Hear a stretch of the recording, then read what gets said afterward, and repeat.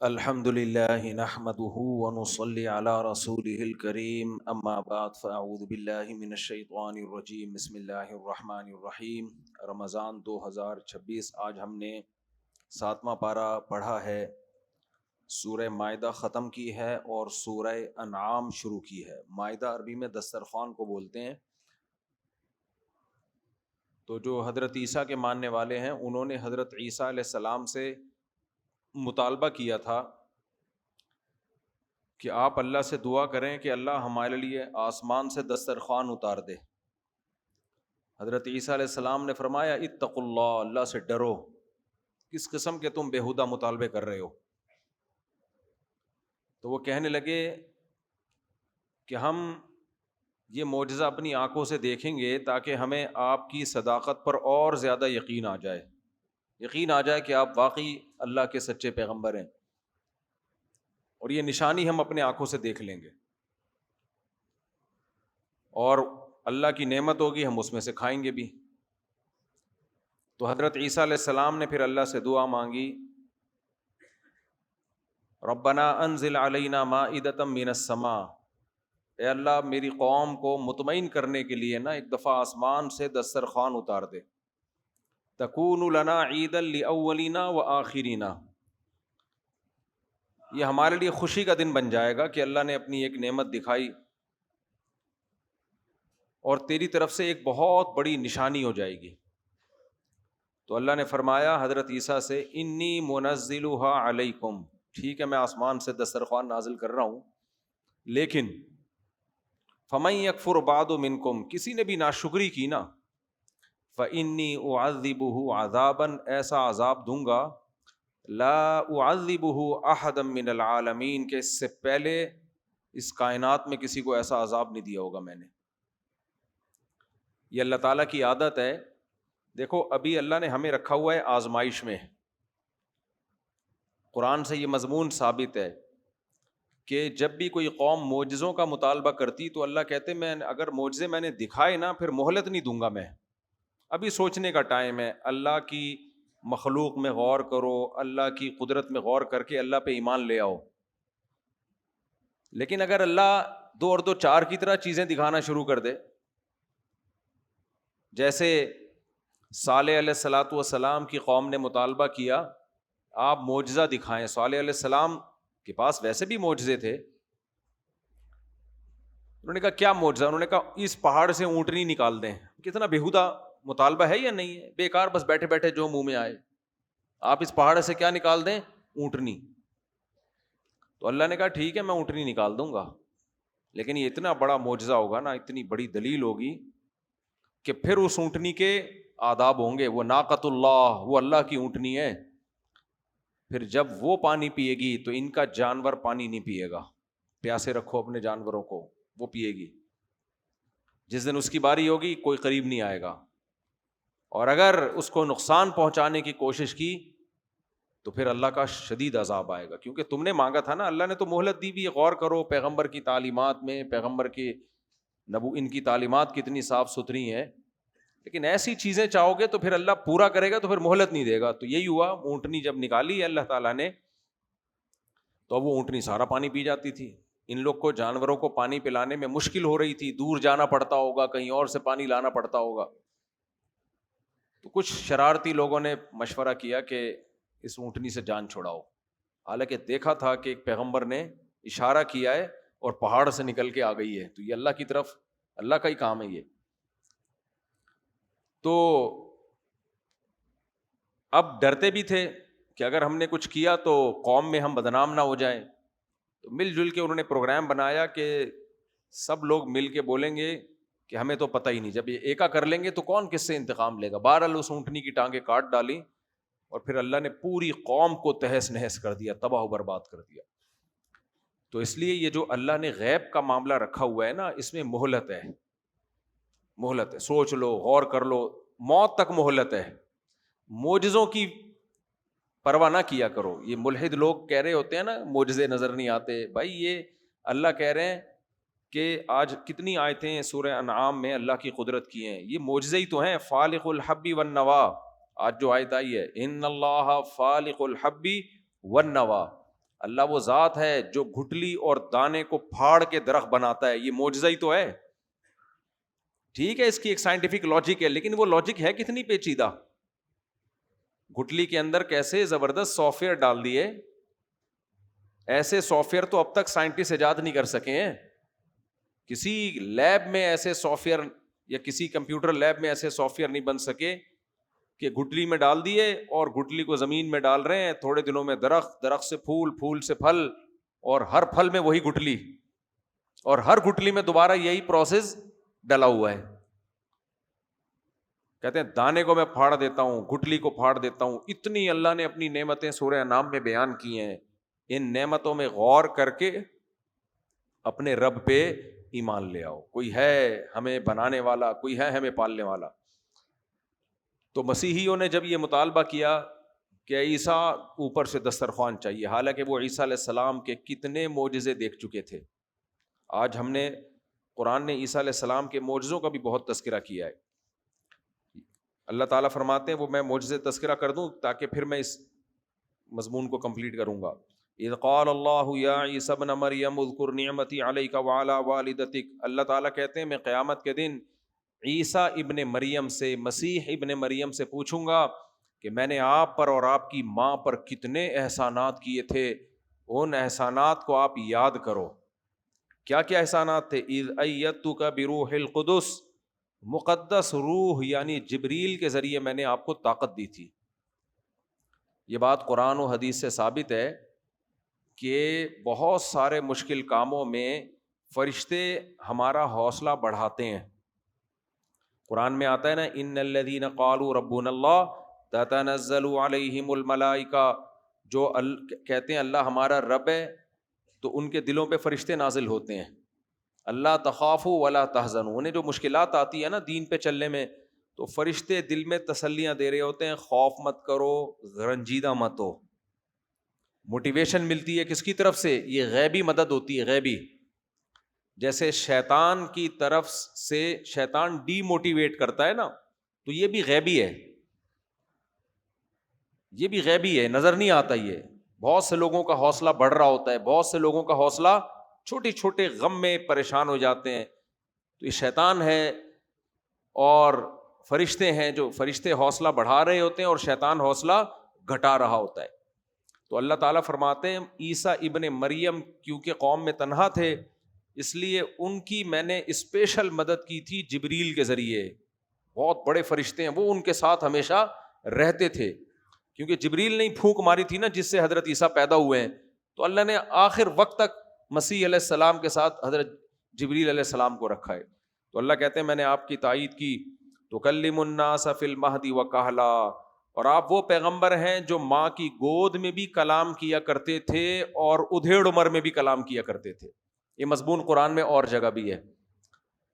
اب دیکھو سوال پیدا ہوتا ہے, ادھیڑ عمر میں تو سبھی کلام کرتے ہیں, 50-60 سال کی عمر کون سی عمر کہلاتی ہے؟ دیکھو 4 انسان کے اسٹیج ہوتے ہیں عمر کے. ایک ہے بچپنا, دوسرا ہے جوانی, پھر جب جوانی ختم ہو رہی ہوتی ہے لیکن میری بڑھاپا آیا نہیں ہوتا, بڑھاپے کے اسٹیشن آنا شروع ہو جاتے ہیں لیکن ابھی آیا نہیں ہے بڑھاپا, تو وہ عمر کہلاتی ہے ادھیڑ عمر. کہتا نا ذرا ادھڑنے لگا ہے یہ تھوڑا سا, شاید اس سے نکالا ہو واللہ عالم. پھر آگے کیا ہے؟ بڑھاپا. یہ 4 اسٹیج ہیں انسان کی زندگی کے. پھر ان اسٹیج کو آپ مزید ٹکڑے کر سکتے ہیں. جوانی کی 2 قسمیں, ایک ابتدائی شباب, ایک بٹوین شباب, میری اپنی انگلش ہے دیسی, یعنی شباب کا درمیانی حصہ, پھر شباب کا اینڈنگ وغیرہ وغیرہ. شباب کہتے ہیں بالکل ینگ آدمی کو. تو اللہ نے عیسیٰ ابن مریم کے بارے میں کیا فرمایا؟ حضرت مریم کو بھی اللہ نے کہا کہ میں تجھے بیٹا دوں گا جو تیری گود میں بھی کلام کرے گا اور ادھیڑ عمر میں بھی. بھائی یہ تو گود میں کلام تو عیسیٰ علیہ السلام نے کیا, ماں کی گود میں بولے وہ, یہ تو معجزہ ہے. ادھیڑ عمر میں کلام کرنا کوئی معجزہ ہو سکتا ہے؟ نہیں ہو سکتا. اسی سے پتہ چلتا ہے کہ اللہ جو اس بات کو بار بار ہائی لائٹ کر رہے ہیں نا کہ تو کہل سن کہولت میں بھی کلام کرے گا, یہ عیسیٰ علیہ السلام کے لیے معجزہ ہے, کیونکہ سیدنا عیسیٰ علیہ السلام ادھیڑ عمر میں پہنچنے سے پہلے ہی آسمانوں پہ اٹھا لیے گئے ہیں. اب آپ خود سوچو کہ جس کی عمر ابھی 50 سال تک پہنچی نہ ہو اور اس کو اٹھا لیا جائے تو وہ ادھیڑ عمر میں کلام کیسے کرے گا؟ تو وہ قرب قیامت میں نازل ہوں گے، ادھیڑ عمر میں پہنچنے کے بعد لوگوں سے کلام کریں گے. اس وقت پتا چلے گا کہ ان کا اس عمر میں پہنچ کے کلام کرنا واقعی اللہ کا معجزہ ہے. یہ معجزہ ہے. تو اللہ فرماتے ہیں وَتُكَلِّمُ النَّاسَ، اے عیسیٰ تو لوگوں سے کلام کیا کرتا تھا، فی المہدی ماں کی گود میں بھی، وکہلا اور سن کہولت میں بھی. وَإِذْ عَلَّمْتُكَ الْكِتَابَ وَالْحِکْمَةَ وَالتَّوْرَاةَ وَالْإِنْجِیلَ. یہ بھی بڑی زبردست آیت ہے. اے عیسیٰ اس وقت کو یاد کر جب میں نے تجھے کتاب کا علم بھی دیا، حکمت کی باتیں بھی سکھائیں، تورات کا علم بھی دیا اور انجیل کا علم بھی دیا. اچھا، اسی جیسی آیت دوسرے مقام پہ بھی ہے، وَيُعَلِّمُهُ الْكِتَابَ وَالْحِکْمَةَ وَالتَّوْرَاةَ وَالْإِنْجِیلَ. اللہ نے کہا کہ ایسا بیٹا دوں گا جس کو اللہ کتاب کا علم بھی سکھائے گا، حکمت کی باتیں بھی سکھائے گا، تورات بھی سکھائے گا اور انجیل بھی سکھائے گا. سمجھ میں آ رہی ہے بات؟ یار خدا کے لیے جہاں ایک تو بائکیں غلط پارک نہ کیا کرو، پھر جہاں کھدائی ہو رہی ہے وہ خود سوچ لیا کرو نا. اس گیٹ پہ بائکیں غلط کھڑی ہوئی ہیں تو جس کی بائک غلط کھڑی ہوئی ہے وہ جا کے اس کو صحیح کر دے ذرا. تو روزانہ یہ کمپلین آ رہی ہوتی ہیں، بیان کے دوران میں پھر بیچ میں رک جاتے ہیں. تو قرآن میں اللہ نے کیا فرمایا عیسیٰ ابن مریم کے بارے میں؟ اللہ آپ کو کتاب کا علم بھی دے گا، حکمت کا علم بھی، تورات اور انجیل کا. کسی اور پیغمبر کے بارے میں اس طرح کی آیت نہیں ہے. یہ بھی ایک معجزہ ہے. کیوں بھائی؟ انجیل کا علم تو اللہ نے اس لیے دیا کہ وہ نازل کس پہ ہوئی ہے؟ آپ لوگ منہ سے پلیز، حضرت عیسیٰ علیہ السلام پہ نازل ہوئی ہے نا، وہ تو اس لیے. تورات کا علم اس لیے کہ وہ آپ سے پہلے نازل ہوئی، اور حضرت عیسیٰ علیہ السلام نے زیادہ تر تو تورات ہی کی باتوں کی والی شریعت پہ عمل کیا ہے. تبھی جتنے بھی مسیحی لوگ ہیں نا، یہ عہد قدیم عہد جدید، اس میں ساری پرانی کتابیں آسمانی چھاپتے ہیں یہ لوگ. ہم تو صرف قرآن چھاپتے ہیں نا، کیونکہ قرآن نے ساری کتابوں کو منسوخ کر دیا. لیکن عیسائیوں کا، مسیحیوں کا یہ عقیدہ نہیں ہے. حضرت عیسیٰ علیہ السلام نے جو زیادہ تر جو احکام تھے وہ تورات ہی کے احکام پر عمل کیا ہے. تو ان کی شریعت وہی تھی، تورات ہی تھی، تو اس لیے وہ دونوں ساتھ چھاپتے ہیں. تو فرمایا کہ کتاب کا علم بھی دوں گا، حکمت کی باتیں بھی، تورات بھی اور انجیل بھی. تو انجیل بھی سمجھ میں آتی ہے، تورات بھی سمجھ میں آتی ہے، حکمت کی باتیں بھی. حکمت کسے کہتے ہیں؟ پیغمبروں کی جو حدیثیں ہوتی ہیں ان کو کیا کہا جاتا ہے؟ حکمت. ہمارے نبی کے بارے میں بھی اللہ نے قرآن میں فرمایا کہ اللہ نے ایک پیغمبر کو بھیجا جو لوگوں کو قرآن بھی سکھاتے ہیں اور حکمت بھی سکھاتے ہیں. حکمت میں کیا ہے؟ آپ کے جو اپنے ارشادات ہیں وہ بھی تو حکمت کی باتیں ہیں نا. تو یہ بھی سمجھ میں آتا ہے کہ عیسیٰ علیہ السلام کو حکمت بھی سکھائی، تورات بھی سکھائی اور انجیل بھی. لیکن قرآن کہتا ہے ایک اور بات، کتاب بھی سکھائی. یہ کون سی کتاب ہے؟ غامدی صاحب نے یہاں بھی ٹوپی کرائی ہے، گھما دی ہے بات. یہ آیت بھی اس بات کی دلیل ہے کہ عیسیٰ ابن مریم قرب قیامت میں نازل ہوں گے. یہاں الکتاب سے مراد ہے قرآن. ذالک الکتاب لا ریب فیہ ہے نا قرآن میں کہ یہ الکتاب ہے. ال عربی میں کسی چیز کو خاص کرنے کے لیے آتا ہے. اس کی مثال ایسے ہے جیسے میں کہتا ہوں جاءنی رجل، میرے پاس ایک بندہ آیا. پشتو میں کہتے ہیں سڑے راغلے. رجل کسے کہتے ہیں عربی میں؟ سڑے. سڑے آپ پٹھان ہے نا؟ کوئی پٹھان ہے بھائی؟ سڑے کہتے ہیں نا، سڑے. جاءنی رجل، میرے پاس ایک بندہ آیا، کوئی بندہ. جب وہ آ کے ایک دفعہ آ گیا، پہلے ان نون تھا، آنے کے بعد ملاقات کے بعد اب وہ ان نون رہا یا نون ہو گیا؟ اب وہ نون ہو گیا، اب مخصوص آدمی. پھر آپ پتہ کیا کہو گے؟ قال علی الرجل، اس بندے نے مجھ سے یہ کہا. اب رجل پہ الف لام ڈال دو گے آپ. الرجل وہ جو مخصوص آدمی ہے جس کی بات چل رہی ہے، اس نے مجھ سے یہ کہا. آئی بات سمجھ میں؟ تو یہاں بھی اللہ نے الکتاب، مخصوص کتاب. اللہ کہتے ہیں میں نے عیسیٰ ابن مریم کو الکتاب کا علم دیا، ایک مخصوص کتاب. تو وہ کون سی کتاب ہے؟ قرآن. کیوں قرآن کا علم کیوں دیا؟ موسیٰ علیہ کلیم اللہ کے بارے میں تو اللہ نے نہیں کہا کہ میں نے موسیٰ علیہ السلام کو المخصوص کتاب جو ہے اس کا علم بھی دیا. ابراہیم علیہ السلام کے بارے میں نہیں کہا کہ میں نے ابراہیم علیہ السلام کو الکتاب کا علم دیا. کسی پیغمبر کے بارے میں نہیں. عیسیٰ علیہ السلام کے بارے میں ہے وجہ اس کی یہی ہے کہ جب آپ قرب قیامت میں نازل ہوں گے تو فیصلہ کس پر کریں گے؟ قرآن پر. تو اس کے لیے قرآن کا علم ہونا ضروری ہے. ہمارے اہل حدیث بھائی ایک دفعہ پوچھ رہے تھے کہ مفتی صاحب آپ لوگ مقلد ہو امام حنیفہ کے, عیسیٰ علیہ السلام کس کے مقلد ہوں گے جب وہ آئیں گے؟ کیا وہ حنفی شافعی مالکی حنبلی ہوں گے یا وہ قرآن حدیث پہ فیصلہ کریں گے؟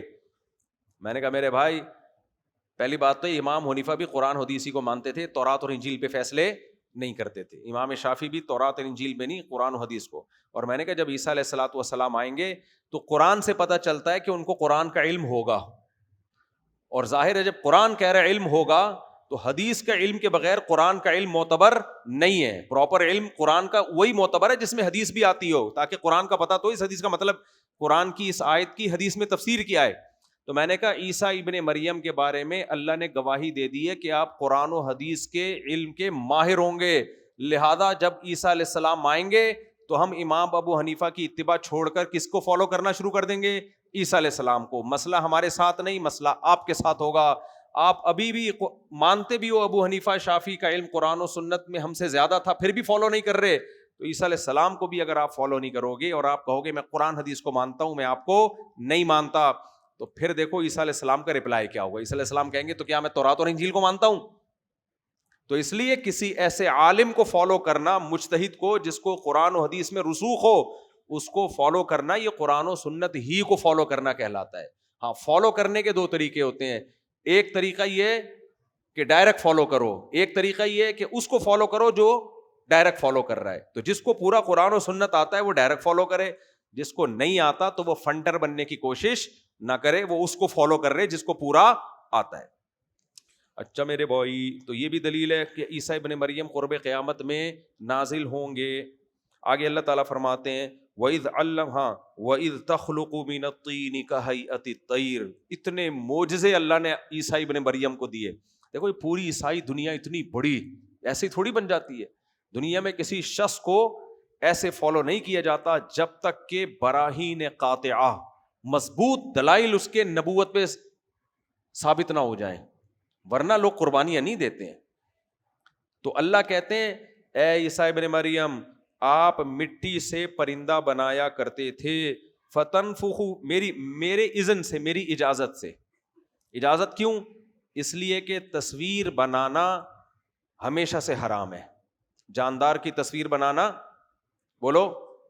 حضرت مفتی تقی صاحب نے اس پہ لکھا ہے کہ یہ صرف اسلام میں تصویر سازی حرام نہیں ہے, پچھلے آسمانی مذاہب میں بھی تصویر بنانے کی اجازت نہیں تھی, پتلے بنانے کی, تصویر بنانے کی. انہوں نے جو بزرگوں کے بنانا شروع کر دیے وہ عقیدت محبت میں, پھر اس سے شرک پھیلا. تو اس لیے اللہ نے فرمایا تخلق من الطین کہیئۃ الطیر, آپ پرندے کی شکل کا پتلا بناتے تھے باذنی, میری پرمیشن سے, کیونکہ آگے اللہ نے اس میں جان ڈالنی تھی. فتنفخوا فیہا, پھر آپ اس میں روح پھونک مارتے تھے. فتکون طیرا باذنی, وہ پرندہ بن جایا کرتا تھا میرے حکم سے. حضرت عیسیٰ علیہ السلام نے ایسے پرندہ بناتے مٹی کا, پھونک مارتے اور وہ سچی مچی کا پرندہ بن کے اڑنے لگتا. وَتُبْرِئُ الْأَكْمَحَ وَالْأَبْرَصَ, کوڑ کے مریضوں کو آپ شفا دے دیتے تھے, برس کے مریضوں کو. یہ وہ بیماریاں تھیں جو اس زمانے میں لا علاج, اس زمانے میں بھی طب کے فن نے بڑی ترقی کی تھی. یہ جو آج کل حکیموں کی معجونیں ہیں نا, بہت سی اس زمانے میں ایجاد ہو چکی تھیں.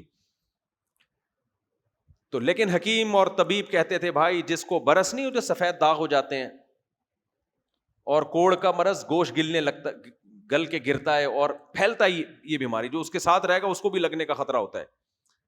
یہ لا علاج بیماری تھی. حضرت عیسیٰ کے سامنے کوئی کوڑ کا مریض آتا, پھونک مارتے وہ ٹھیک ہو جاتا. کوئی برس کی بیماری والا آتا, پھونک مارتے ٹھیک ہو جاتا. فرماتے میرے حکم سے یہ وَإِذْ تُخْرِجُ الْمَوْتَى بِإِذْنِي, مردوں کو میرے حکم سے زندہ کر دیا کرتے تھے. حضرت مسیح علیہ السلام کوئی مردہ ہوتا تھا نا, اس کو کہتے تھے قم بإذن اللہ, اللہ کے حکم سے کھڑا ہو جا, ایک دم اٹھ کے بیٹھ جاتا. سوچو کیسے یہ معجزے دیکھے ہوں گے. حضرت عیسیٰ علیہ السلام کو اللہ قرب قیامت میں جو نازل کرے گا نا, اس میں بہت ساری حکمتیں ہیں. ان میں ایک حکمت یہ بھی ہے کہ اللہ کی عادت ہے کہ اللہ جس پیغمبر کو قوم میں بھیجتے ہیں نا, تو اس قوم میں جو چیز رائج ہوتی ہے اسی کے حساب سے معجزہ دیتے ہیں. سمجھ میں آ رہی ہے بات؟ نہیں آئی سمجھ میں؟ مثال کے طور پر حضرت موسیٰ علیہ السلام کے دور میں جادو کا بڑا زور تھا.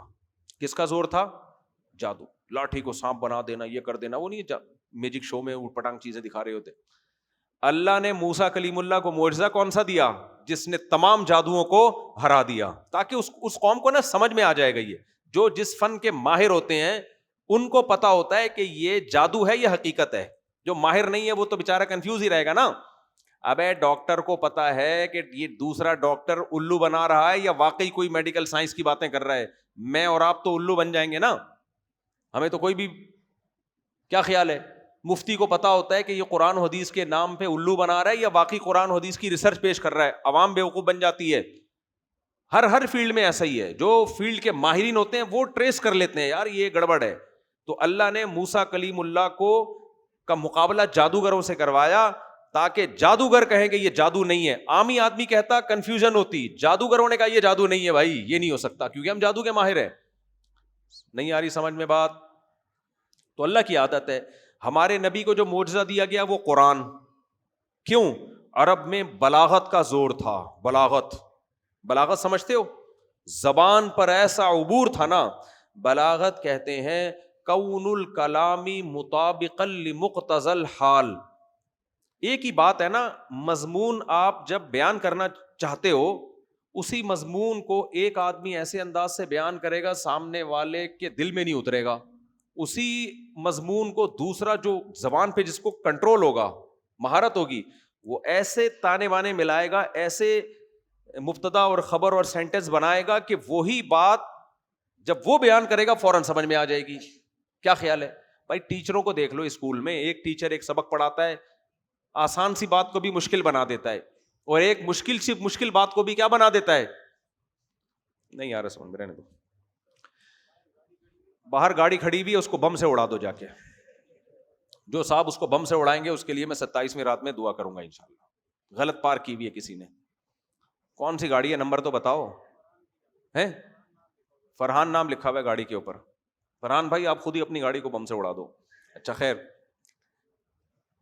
تو ایک مولوی صاحب تقریر کر رہے تھے نا, 4 آدمی جنت میں جائیں گے, نہیں 3 آدمی جہنم میں جائیں گے, ایک سود کھاتا ہے, ایک بے نمازی, اور تیسرا ایک بیچ میں کہتا ہے مولوی صاحب ایک مسئلہ پوچھنا ہے. کہہ رہا ہے بیٹھ تو جا, ابھی بات تو مکمل کرنے دے. پھر کہتا ہے 3 آدمی جہنم میں جائیں گے, ایک جو سود کھاتا ہے, دوسرا جو نماز نہیں پڑھتا. پھر تیسرا بولنے لگتا ہے, کہتا ہے مولوی صاحب ایک مسئلہ پوچھنا ہے. امام صاحب نے کہا بھائی کم بخت بات تو مکمل کرنے دے, بیٹھ جا. پھر امام صاحب کہتے ہیں 3 آدمی جہنم میں جائیں گے, ایک سود جو کھاتا ہے, ایک نماز نہیں پڑھتا. پھر اس نے کہا امام صاحب, اس نے کہا تیسرا یہ جہنم میں جائے گا. تیسرا, اس لیے امام سے نہ بنا کے رکھا کرو, کسی بھی وقت کسی کو جہنم میں پھینک سکتا ہے. تو خیر کیا بات چل رہی تھی, دیکھو اتنا اچھا مضمون چل رہا تھا. ہاں تو میں بتا رہا تھا کہ ہم بلاغت کسے کہتے ہیں؟ بات ایسی کرنا جو پنجابی میں کہتے ہیں گل ویلے دی تے پھل موسم دا. بات پتے کی ہے, بے موقع بات کو بلاغت نہیں کہتے.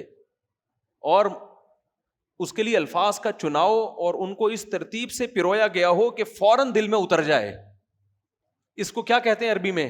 بلاغت. ہر زبان میں ہوتی ہے, ہر زبان میں فصیح و بلیغ لوگ ہوتے ہیں. ایک خطیب آسان بات بیان کرتا ہے, سمجھ میں ہی نہیں آتی, اس طرح سے بیان کرتا ہے. اور ایک خطیب مشکل سے مشکل بات ایسے بیان کرتا ہے 2 منٹ میں سمجھ میں آ جاتی ہے. تو یہ عرب میں بلاغت بہت تھی, حتیٰ کہ اتنے بلیغ تھے کہ انہوں نے عربی کے علاوہ جو زبانیں دنیا میں بولی جاتی تھیں سب کو عجمی کہتے تھے, گونگے کہتے تھے, ان کو بولنا نہیں آتا ہے, ان کو کیا پتا بولنا کسے کہتے ہیں. شاعر تھے اس زمانے میں بڑی اس کی شاعری بڑی ٹائٹ ملتی ہے پہلے زمانے کی. تو قرآن نبی پر نازل ہوا, اور نبی امی, وہ تو شاعر تھے نا, لکھتے پڑھتے.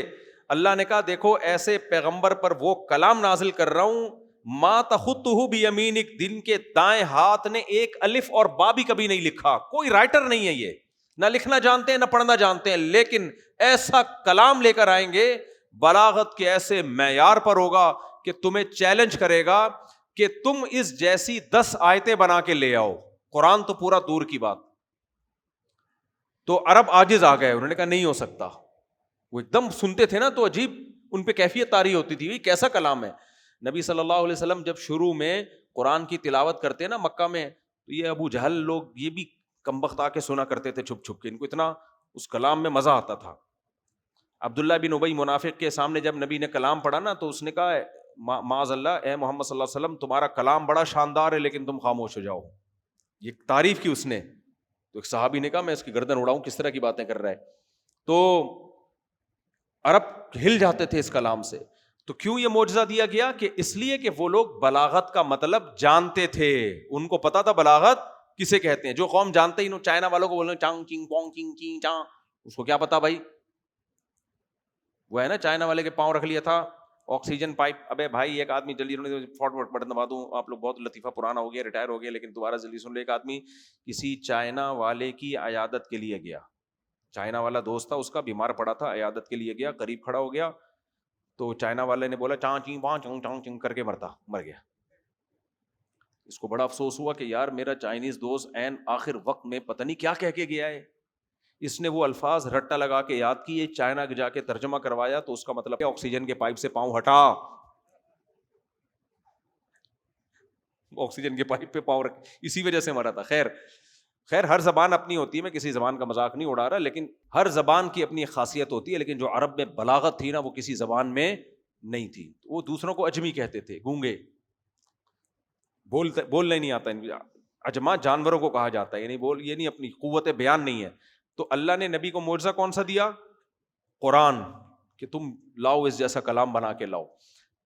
تو عیسیٰ ابن مریم کو جو قرب قیامت کے لیے اللہ نے منتخب کیا ہے نا, اس کی ایک حکمت یہ بھی ہو سکتی ہے کہ یہ جو دور ہے یہ سائنسی ترقی کا دور ہے, اور عیسیٰ ابن مریم کے دور میں سائنسی ترقی اپنی انتہا کو پہنچی ہوئی ہوگی. اور سائنس کیا کہتی ہے؟ اللاجیکل کوئی کام دنیا میں نہیں ہوتا. کیا خیال ہے؟ یہی کہتی ہے نا, اللاجیکل کام نہیں ہو سکتا. اللہ نے وہ پیغمبر کا انتخاب کیا جن کو اتنے سارے معجزے دیے گئے, اور معجزہ ہوتا ہی اللاجیکل ہے. سائنس جتنی بھی ترقی کر لے وہ یہ مانتی ہے کہ مردے میں جان نہیں ڈالی جا سکتی, مردے میں جان نہیں ڈالے. ایسا نہیں ہو سکتا کہ کوئی پتلا بنا کے پھونک مارو اور وہ, ہم بتاتے رہتے ہیں نا, علماء بتاتے ہیں بھائی اللہ نے پہلی دفعہ آدم علیہ السلام کو مٹی کا پتلا بنا کے پھونک ماری اور انسان بن گئے, ہم بندر کی نسل میں نہیں ہیں. سائنسدان کہتے ہیں ایکچولی دیکھیں یہ لاجک کی بات نہیں ہے, ایکچولی لاجک یہ کہتی ہے کہ ایوالو ہوئے ہم لوگ. بھائی کیسے ایوالو ہو گئے؟ پہلی دفعہ اللہ نے اپنی قدرت سے بنایا ہے. تو عیسیٰ علیہ السلام بتا دیں گے پہلی دفعہ کیسے بنایا ہے. ایسے جیسے میں بنا رہا ہوں, یہ پرندہ ہے, پھونک ماری اڑ گیا, اور اللہ مردوں کو دوبارہ زندہ کرے گا. سائنسدان مان لیتے ہیں زندہ کرے گا دوبارہ, کہ نہیں ایکچولی یہ جب ہم جاتے ہیں تو ایک پروسیس سے گزرتے ہیں تو اس کے بعد اس قابل نہیں رہتا کہ یہ کسی کا قرضہ واپس کرے. کیونکہ لوگ اب قرضے لے کے لوگ مر جاتے ہیں نا, تو ان سے بھی امیدیں لگا کے بیٹھے ہوئے ہوتے ہیں, اب نہیں واپس ہوگا, اب تو یہ گیا, جب زندہ تھا اس وقت نہیں دے رہا, تب کہاں سے دے گا یہ. تو عیسیٰ علیہ السلام مردے کو بولیں گے قم بإذن اللہ, اللہ کے حکم سے کھڑا ہو جا. اس وقت پتہ چلے گا کس کو اپنی بیوی سے کتنی محبت ہے. اس وقت جب یہ اعلان ہوگا نا کہ زندہ ہے بی بی زندہ ہے, تو جیسے آج ہمارے صدر کہتے ہیں کہ مجھے خوشی ہوتی ہے, اب اندر سے کیا ہوتا ہے یہ تو صدر صاحب جانے. بعض دفعہ گھبرا بھی جاتے ہیں انسان, پہ زندہ ہے یہ کیا ہو گیا, خیر یہ تو صدر صاحب جانے, تو اس کو پتہ چلے گا. خیر تو فرمایا کہ کیا عیسیٰ علیہ السلام کو اللہ نے معجزے دیے ہیں.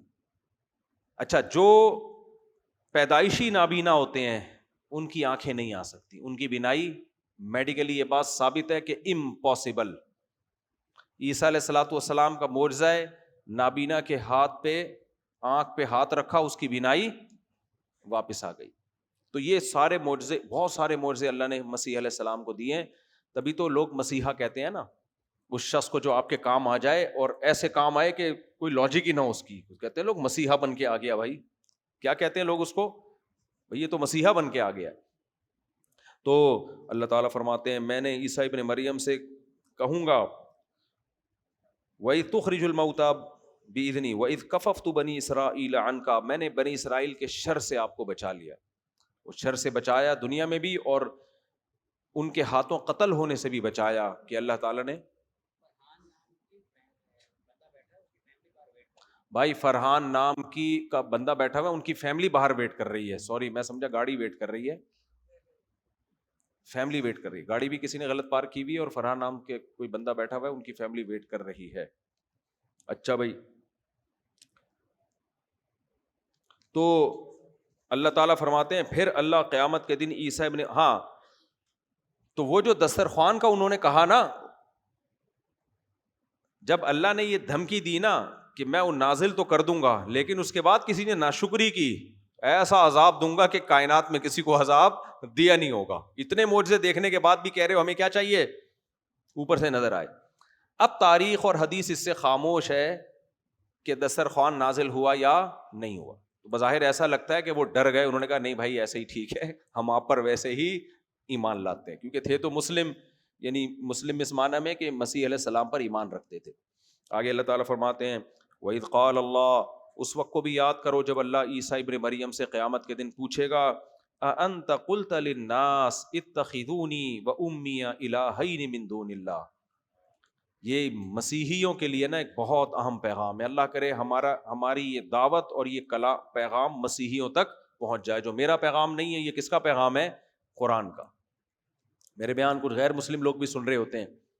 اللہ کہتے ہیں میں قیامت کے دن مسیح علیہ السلام سے پوچھوں گا اور کہوں گا انت قلت للناس, کیا آپ نے اپنے لوگوں کو کہا تھا, اپنے فالوورز کو کہا تھا, عیسائیوں کو, مسیحیوں کو, کرسچن لوگوں کو آپ نے کہا تھا اتخذونی و امی الہین, کہ مجھے اور میری ماں کو معبود بنا لینا. ہو سکتا ہے مسیح لوگ کہ ہم تو مسیح علیہ السلام کو معبود نہیں مانتے. بھائی جب ان سے آپ دعائیں مانگتے ہو, حاجت روا مشکل کشا سمجھتے ہو مریم سے اور ان علیہ السلام سے, اس کا مطلب آپ نے ان کو بھی خدا مان لیا ہے. تو عیسیٰ علیہ السلام کہیں گے سبحانک, اے اللہ تو اس عیب سے پاک ہے, ما یکون لی ان اقول ما لیس لی بحق, میری کیا مجال کہ میں وہ بات کہہ دوں جس کا میرے پاس رائٹ ہی نہیں ہے, یہ کیسے ہو سکتا ہے. اللہ نا عدالت کے کٹہرے میں لا کے کھڑا کرے گا. پھر اللہ کہتا ہے, مسیح علیہ السلام کہیں گے ان کنت قلتہ فقد علمت تعلم ما فی نفسی ولا اعلم ما فی نفسک, اے اللہ تیرے دل میں کیا ہے میں نہیں جانتا, میرے دل میں کیا ہے تو جانتا ہے. یعنی میرے دل میں یہ سچ ہے جو میں گواہی دے رہا ہوں, تو جانتا ہے کہ میں جھوٹ نہیں بول رہا. میں نے ان کو نہیں کہا تھا کہ مجھے اور میری ماں کو معبود بنا لینا.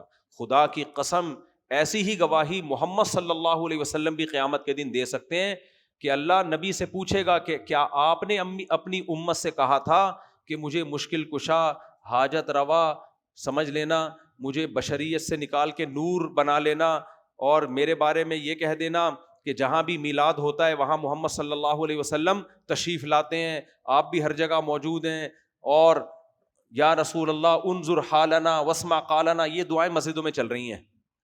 اے اللہ کے رسول آپ ہماری حالت دیکھیں, آپ ہماری بات کو سنیں, ہماری فریاد رسی کریں. تو اللہ ہمارے نبی سے بھی پوچھ سکتا ہے کہ کیا آپ نے ان کو یہ دعوت دی تھی. تو جو عیسیٰ ابن مریم کا جواب ہے وہی جواب کس کا ہوگا, سید الانبیاء محمد صلی اللہ علیہ وسلم, کہ میں اس سے بری ہوں. حدیث میں تو ایک شخص آتا ہے آپ کے سامنے بہت مبالغہ کر دیتا ہے تعریف میں, آپ نے اس کو سختی سے منع کیا. صحیح حدیث ہے, فرمایا جیسے مسیحیوں نے مسیح علیہ السلام کی تعریف میں مبالغہ کر کے خدا کے برابر بنا دیا, تم ایسی میری تعریف مت کرو, کیونکہ پھر تم میں اور ان میں فرق کیا رہ جائے گا. آپ نے یہ بھی فرمایا کہ اللہ یہود و نصارہ پہ لعنت کرے, جب ان کے کوئی پیغمبر دنیا سے جاتے تھے یہ پیغمبروں کی قبروں کو سجدہ گاہ بنا لیا کرتے تھے. سمجھ میں آ رہی ہے بات؟ تبھی اللہ نے اپنے نبی کو سجدہ گاہ بننے سے روکا ہوا ہے. پھر آپ نے فرمایا میری قبر کو عید کی گاہ کی طرح بھی نہ بناؤ. جیسے عید کے دن نہیں میلے ٹھیلے ہوتے ہیں, مزاروں پہ جا کے دیکھو نا, قوالیاں, ناچ گانے. تو اللہ نے اپنے حبیب صلی اللہ علیہ وسلم کی قبر کو ان تمام چیزوں سے محفوظ رکھا ہوا ہے. تو میرے بھائی جب نبی کی قبر پہ یہ چیزیں جائز نہیں ہیں تو کسی بزرگ کی قبر پہ کہاں سے جائز ہو گئے, کہاں سے جائے. تو اس لیے بھائی جو دنیا سے چلا گیا اس کو دفن کرو, ایک بالش خبر بناؤ, زندگی بھر اس کے لیے دعائیں کرو, اس سے زیادہ آگے بڑھنے کی کوشش نہیں کرو. آگے چلتے ہیں, بس جلدی جلدی مکمل کرتا ہوں. تو اللہ تعالیٰ فرماتے ہیں اے اللہ, عیسیٰ علیہ السلام کہیں گے اے اللہ جب تک میں ان میں تھا تو میں ان کے حالات جانتا تھا, جب تو نے مجھے اٹھا لیا اس کے بعد کیا ہوا مجھے معلوم نہیں ہے. تو علم غیب کی بھی نفی ہو گئی. کیا خیال ہے؟ آگے کہیں گے ان تعذبہم اب انہوں نے جو شرک کیا، اگر تو ان کو عذاب دینا چاہے فَإِنَّهُمْ عِبَادُكَ، یہ تیرے بندے ہیں، تجھے اختیار ہے کہ اپنے بندوں کو تو شرک کی وجہ سے عذاب دے. وَإِن تَغْفِرْ لَهُمْ، معاف کرنا چاہے، فَإِنَّكَ أَنْتَ الْعَزِيزُ الْحَكِيمُ، تو تجھے معاف کرنے کی بھی قدرت ہے اور حکمت والا بھی ہے، تیرا کوئی کام حکمت سے خالی نہیں. لیکن قرآن کہتا ہے کہ اللہ شرک کو کسی صورت میں معاف نہیں کرے گا. تو جب مسیح علیہ السلام کی طرف سے یہ گواہی آئے گی تو اللہ پھر اعلان کرے گا، قیامت مقدمہ چلے گا نا، ایک عدالت کے ایک کٹہرے میں حضرت عیسیٰ کے ماننے والے ہوں گے، ایک میں سیدنا عیسیٰ ابن مریم ہوں گے. اللہ مسیحیوں سے کہے گا تم نے مریم کو اور مسیح علیہ السلام کو معبود کیوں بنایا، یہی کہے گا نا اللہ. تو مسیحی کہیں گے یہ عیسیٰ ابن مریم اے اللہ تیرے پیغمبر ہیں، یہ پیغام لے کر آئے تھے، ہم نے ان کو فالو کیا ہے. تو اللہ پھر کس سے پوچھے گا کہ آپ بتاؤ آپ نے کہا تھا. تو حضرت عیسیٰ کیا کریں گے، اللہ میں نے نہیں کہا تھا، تو میری زندگی میں تو انہوں نے شرک نہیں کیا، میرے بعد کیا اس کا مجھے علم نہیں ہے، اب تیری مرضی ان کو عذاب دے یا ان کو چھوڑ دے. تو اللہ تعالیٰ فرمائیں گے ھذا یوم ینفع الصادقین صدقہم، کیا زبردست اعلان ہوگا، آج وہ دن ہے جس دن سچوں کو ان کا سچ فائدہ پہنچائے گا. یہ ذمہ داری مسیح علیہ السلام کے کندھوں پہ نہیں آئے گی کہ ان کی قوم کیا کرتی رہی ہے، کیونکہ ان کے سچ ان کو فائدہ پہنچائے گا. لہم جنات تجری من تحتها الانہار، اس دن جو بھی سچ بولے گا اور سچ بول کے چھوٹے گا ان کے لیے باغات ہیں جن کے نیچے نہریں بہتی ہیں، اللہ ان سے راضی ہوا اور وہ اللہ سے راضی. ذالک الفوز العظیم، یہ اللہ کی طرف سے بہت بڑی کامیابی ہے.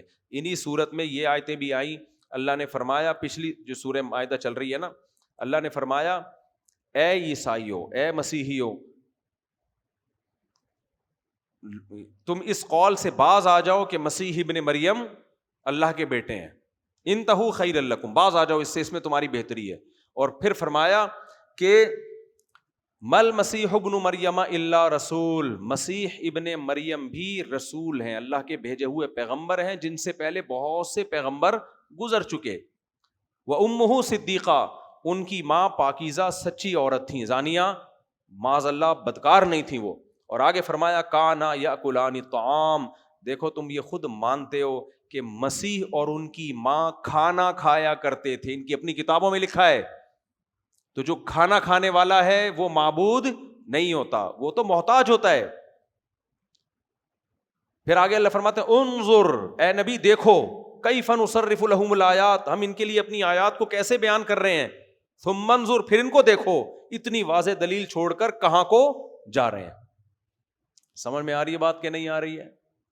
یہ اللہ فرماتا ہے کہ میں کتنی کلیئر بات کر رہا ہوں. بھائی تم خود مانتے ہو کہ وہ کھانا کھاتے تھے، ان کی ماں بھی، تو معبود کیسے ہو گئے، حاجت روا کیسے ہو گئے، مشکل کشا کیسے ہو گئے؟ یہی سوال ہم اپنے بدعتیوں سے پوچھتے ہیں. ہمارے دور کے جو بدعتی چل رہے ہیں، جو کہتے ہیں یہاں سے نبی کو پکارو، نبی تمہاری پکار کا جواب دیں گے. بھائی یہی طعنہ مشرکین نے ہمارے پیغمبر کو دیا، ما لہذا الرسول، یہ کیسے رسول ہیں، یاکل الطعام، یہ تو کھانا کھاتے ہیں محمد صلی اللہ علیہ وسلم، ویمشی فی الاسواق، بازاروں میں شاپنگ کرتے ہیں، خریداری کرتے ہیں، یہ پیغمبر نہیں ہے. تو قرآن نے اس کا جواب یہ نہیں دیا کہ نہیں یہ دیکھنے میں ایسا لگ رہا ہے کہ کھانا کھا رہے ہیں، حقیقت میں تو یہ نور ہیں. بعض بدعتی یہ کہتے ہیں کہ نبی اصل میں تو فرشتے تھے، نور تھے، انسانی شکل میں آئے تھے، اس لیے کچھ کام وہ کیے تو لوگوں کو دکھانے کے لیے. ایسا نہیں ہے بھائی، نبی کیا تھے، بشر، کھانا سچی مچی میں کھاتے تھے، آپ کو بھوک بھی لگتی تھی اور بازاروں میں خریداری بھی کرتے تھے، کیونکہ انسان کو زندہ رہنے کے لیے یہ سارے کام کرنے پڑتے ہیں. آپ نے تجارت بھی کی ہے. تو اللہ مسیح علیہ السلام کے بارے میں کہہ رہا ہے کھانا کھاتے تھے، جو کھانا کھاتے ہیں معبود نہیں ہوتے. معبود کھانے اور پینے کا محتاج نہیں ہوتا. تو بھائی یہاں بھی ایسا ہی ہے. اللہ بزبان حال آج کے مشرک سے بھی کہہ رہے ہیں کہ تم محمد صلی اللہ علیہ وسلم کو کہتے ہو مشکل کشا، حاجت روا، یہیں سے ہماری حاجتیں پوری کرتے ہیں، تو وہ معبود بنا لیا نا. تو وہ تو کھانا بھی کھایا کرتے تھے، خریداری بھی کیا کرتے تھے، آپ کو جنگوں میں زخم پہنچے جس سے آپ کو تکلیف بھی ہوئی ہے، بیماریاں بھی ہوئیں، شفا بھی ہوئی. تو بشریت کے سارے لوازمات محمد صلی اللہ علیہ وسلم میں موجود تھے. فرق کیا ہے، اللہ کے سب سے برگزیدہ پیغمبر، تمام پیغمبروں کے سردار، بس نہ آپ کی شان کو گھٹاؤ، یہ بھی کفر ہے، اور اللہ کے برابر کر دینا یہ بھی کیا ہے؟ کفر ہے۔ اب میں چند آیتیں بس پڑھ کے بیان ختم کرتا ہوں درس آج کا۔ اس کے بعد سورہ انعام شروع ہوئی ہے۔ اللہ نے سورہ انعام توحید سے ہی شروع کی، فرمایا الحمدللہ الذی خلق السماوات والارض۔ اتنا مزہ آتا ہے یہ آیت پڑھنے میں۔ تمام تعریفیں اس اللہ کے لیے جس نے آسمانوں اور زمین کو پیدا کیا۔ وجعل الظلمات والنور، اندھیروں کو اور روشنیوں کو پیدا کیا۔ اس کائنات میں اصل اندھیرا ہے۔ لائٹ جو پیدا ہوئی ہے نا، یہ مخلوق ہے خدا کی، لائٹ خود بخود پیدا نہیں ہو سکتی۔ اور لائٹ کہاں سے آ رہی ہے؟ سورج سے اور باقی ستاروں میں اتنا ایندھن جل رہا ہے، یہ جلنے کے لیے ایندھن کہاں سے آیا میرے بھائی؟ یہ فری خود سے نہیں لائٹ پیدا ہو سکتی۔ دیکھو کہ الیکٹرک والے، اللہ ان کی عمروں میں برکت دے، اگر وہاں سے سوئچ آف کر دیں، ہم سب کس میں آ جائیں گے؟ اندھیروں میں۔ خود بخود لائٹ پیدا ہو جائے گی؟ نہیں۔ واپڈا والے یا اور ہمارے جو ایٹامک انرجی کے ادارے ہیں، وہ لائٹ کو باقاعدہ بناتے ہیں۔ سمجھ میں آ رہی ہے بات؟ یہ لائٹ خود بخود، اور اس کے لیے بڑے وسائل چاہیے ہوتے ہیں، پانی سے چکی کو گھمایا جاتا ہے، موومنٹ چاہیے۔ تو انرجی، لائٹ بھی انرجی کی ایک قسم ہے نا۔ انرجی خود بخود پیدا نہیں ہو سکتی، خود بخود انرجی پیدا نہیں ہو سکتی، اس کے لیے سورس چاہیے۔ تبھی تو انرجی کے جو سورسز ہیں ان پر دنیا کی لڑائیاں ہو رہی ہیں، پیٹرول پہ جنگیں اور پانی پہ جنگیں اور یہ سب چیزیں، یہ اسی سلسلے میں تو ہو رہی ہیں۔ آپ کچھ اور آپ سمجھ رہے ہو کہ دنیا کو مظلومیت سے نکالنے کے لیے ہو رہی ہیں؟ یہ جو بڑی بڑی طاقتیں ہیں نا، ان کو جب پتہ چلتا ہے وہاں وسائل بہت زیادہ ہیں، تو وہاں اگر کوئی بلی بھی مار دے گا نا، یہ اپنی فوجیں لے کے اتر جائیں گے کہ بلیوں پہ ظلم ہو رہا ہے۔ اصل میں وہاں کوئلے کی کانیں بولو دفن ہوتی ہے۔ سمجھ، چیونٹی کسی نے پاؤں رکھ دیا تو سارے بڑے بڑے ملک آ جائیں گے، یار اس ملک میں چیونٹیوں پہ، میں مثال سے بات سمجھانے کی کوشش کر رہا ہوں، ظلم ہو رہا ہے۔ اصل میں ظلم نہیں، وہاں وسائل بہت زیادہ ہوتے ہیں۔ زمین کھودو گے تو وہاں سے گیس، پیٹرول، کوئلہ، سونا، چاندی۔ افریقہ میں تو میں خود دیکھ کر آیا ہوں، میرے بہت سفر ہو چکے ہیں افریقہ میں۔ افریقہ میں جن ملکوں سے گولڈ نکل رہا ہے، وہاں اتنی بدامنی پھیلائی ہوئی ہے نا عالمی طاقتوں نے کہ آپ کی سوچ سے بھی زیادہ۔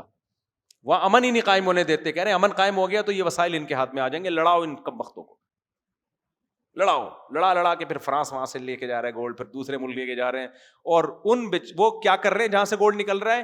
پتے ابال کے کھا رہے ہیں۔ میں نے ان کی سبزیاں دیکھی ہیں، میں نے کہا یار یہ تو ہمارے حلق میں اترے نہیں، ایسی چیزیں ابال کے بوائل کر کے کھا رہے ہیں، اور اس پہ خوش ہے۔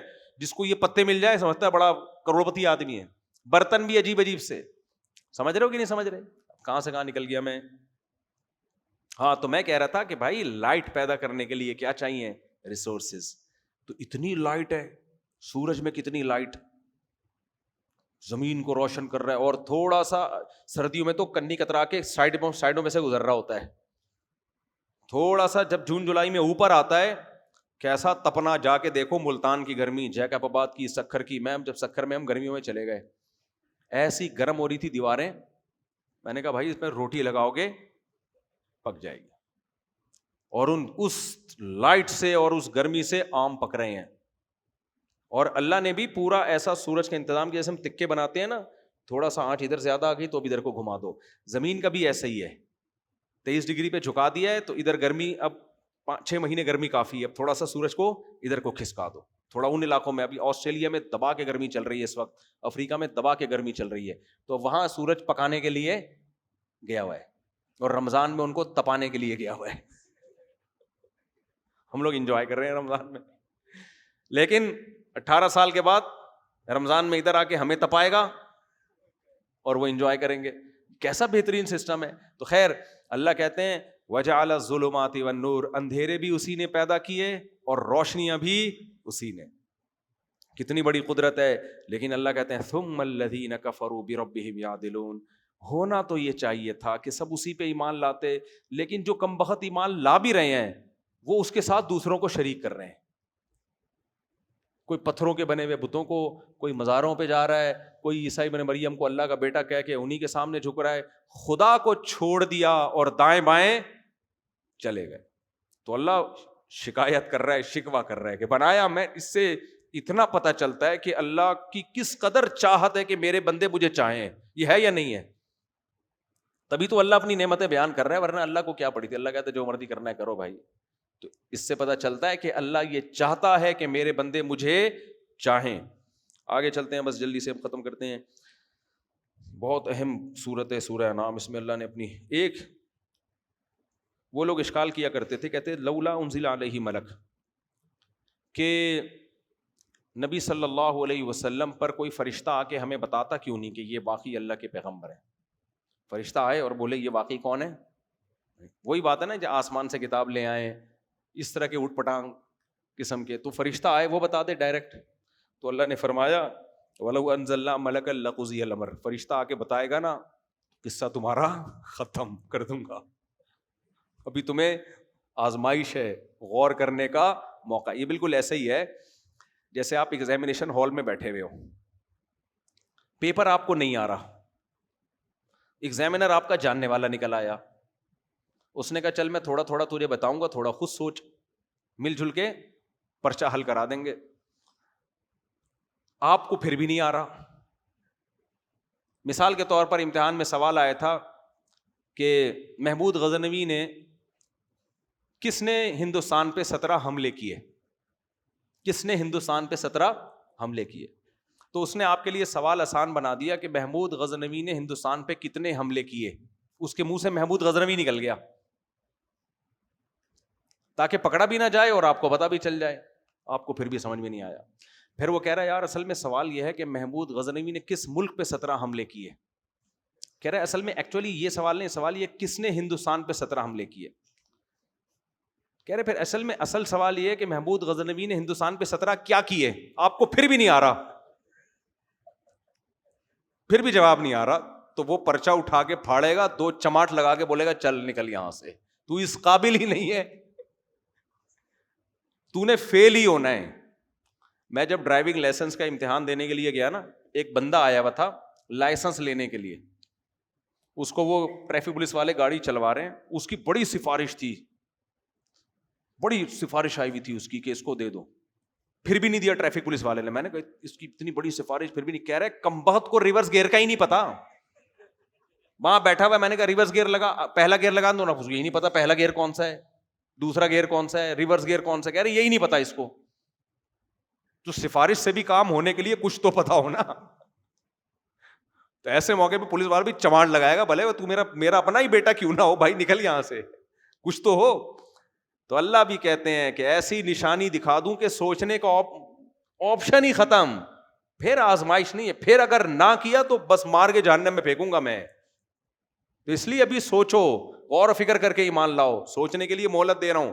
اس لیے اللہ نے فرمایا مشرکین مکہ کو کہ اگر ہم نے نازل کر دیا تو پھر قصہ چکا دیں گے ہم تمہارا, مہلت نہیں ملے گی تمہیں. اور پھر اللہ نے فرمایا وَلَوْ جَعَلْنَاهُ مَلَكًا لَجَعَلْنَاهُ رَجُلًا, اور اگر ہم فرشتہ نازل بھی کریں تو انسانی شکل میں آئے گا نا. دیکھو فرشتے کی شکل میں انسان دیکھ ہی نہیں سکتا, کیونکہ لائٹ انسان دیکھ نہیں سکتا ہے. ہم بچپن میں ایک ایکسپیرینس کرتے تھے کہ ایک ڈبے میں 2 سوراخ کیے دائیں بائیں, یہاں سے لائٹ گزاری اور پھر بیچ میں سوراخ کر کے اس لائٹ کو دیکھی, واقعی نظر نہیں آتی تھی وہ. تو ہمارے ٹیچر نے بتایا کہ لائٹ کسی چیز پہ پڑتی ہے تو ریفلیکٹ ہو کے نظر آتی ہے, وہ چیز نظر آتی ہے. لائٹ بذات خود نظر آنے والی چیز نہیں ہے, وہ کسی چیز پہ لگے گی تو اس کو روشن کر دے گی نا. تو فرشتے تو لائٹ ہیں, وہ کیسے نظر آئیں گے؟ تو اللہ کہتے ہیں اگر ہم فرشتہ نازل کر بھی دیں تو ہم انسانی شکل میں لے کر آتے. پھر جب وہ انسانی شکل میں آتا لَلَبَسْنَا عَلَيْهِمْ مَا يَلْبِسُونَ, تو پھر تم مشتبہ ہو جاتے. پھر الگ سے یہ دلائل دینے پڑتے کہ یہ فرشتہ ہے, انسان نہیں ہے. پھر اس کو یہ ثابت کرنے کے لیے کہ فرشتہ ہے انسان نہیں ہے, ایک اور فرشتہ آتا. تو یہ کنفیوژن کم نہیں ہوتی, بڑھتی چلی جاتی ہے. سمجھ رہے کہ نہیں سمجھ رہے؟ تو اس لیے محمد صلی اللہ علیہ وسلم میں سارے پیغمبر, پہلے کچھ پیغمبروں کو تو تم بھی مانتے ہو, ابراہیم علیہ السلام کو تو تم بھی مانتے ہو, وہ بھی تو بشر تھے نا. تو ان پر بھی ایسا ہی ایمان لے آؤ. وقت بہت زیادہ ہو گیا, لیکن یہ بہت اہم آیتیں باقی ہیں. وقت ہو گیا, پھر انشاءاللہ. میرا گلا بہت درد کرنے لگتا ہے رمضان میں نا, بالکل بیٹھ جاتا ہے گلا. تو اس کو یہیں ختم کرتے ہیں, پھر انشاءاللہ. سبحانک اللہم بحمدک نشہد ان لا الہ الا انت نستغفرک ونتوب الیک.